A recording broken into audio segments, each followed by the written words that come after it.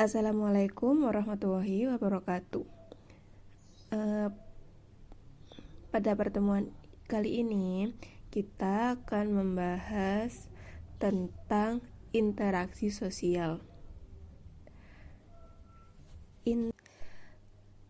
Apakah dari kalian mengerti apa itu interaksi sosial?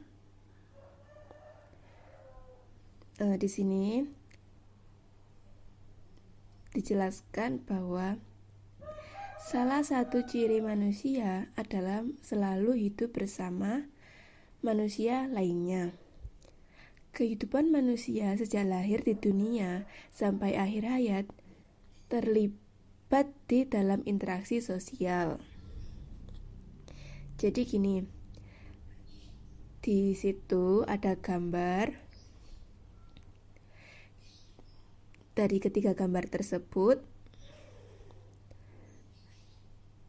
paham nggak maksud dari ketiga gambar tersebut? Jadi gini, dalam simpulannya, interaksi sosial merupakan hubungan antara individu dengan individu, antara individu dengan kelompok, dan antara kelompok dengan kelompok. Jadi, dari ketiga gambar tersebut merupakan salah satu bentuk interaksi sosial yang sering kalian lakukan, seperti berjabat tangan dengan teman, berjabat tangan atau bertemu dengan guru, dan bertemu dengan teman satu kelas. Dan kegiatan itu bisa dinamakan interaksi sosial.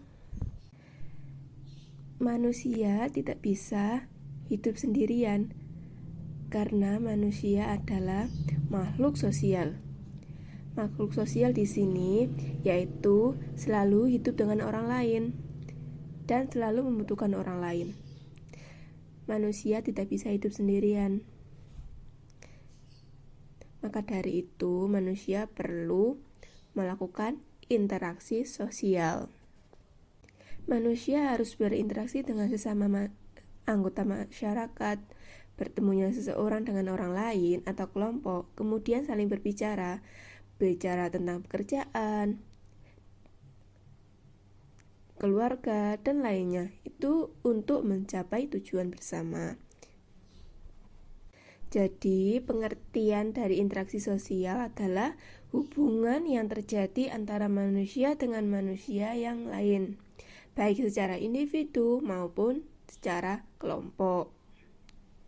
Interaksi sosial hubungan antara perorangan atau individu, antara manusia, kelompok, maupun antara individu dan kelompok. Dalam melakukan interaksi sosial, hubungan yang terjadi harus dilakukan secara timbal balik, yaitu kedua belah pihak harus saling merespon. Jika seseorang bertanya, maka dia menjawab. Jika dia diminta bantuan, dia membantu. Jika diajak bermain, dia ikut bermain. Manusia selalu melakukan interaksi sosial dalam kehidupannya untuk memenuhi kebutuhan pokok mereka. Lalu, apa saja syarat terjadinya interaksi sosial? Menurut Surjono Sukanto, syarat terjadinya interaksi sosial adalah kontak sosial dan komunikasi. Kedua syarat tersebut memiliki hubungan yang tidak bisa dipisahkan. Kontak sosial berarti hubungan masing-masing pihak tidak hanya secara langsung, tetapi juga tanpa hubungan fisik. Misal, surat menyurat, telepon, SMS, dan lainnya. Kalau zaman sekarang pastinya lewat WA, video call, dan lain-lainnya. Itu merupakan kontak sosial. Jadi, hubungan fisik bukan syarat utama terjadinya interaksi sosial, cuma menjadi syarat terjadinya interaksi sosial. Kemudian, komunikasi adalah proses penyampaian pesan dari seseorang kepada orang lain yang dilakukan secara langsung maupun melalui alat bantu agar orang lain memberi tanggapan atau memberi respon. Seperti si A menelpon si B. Dari pembicaraan tersebut, si A bertanya si B menjawab, dan sebaliknya. Itu bisa dinamakan saling memberi respon.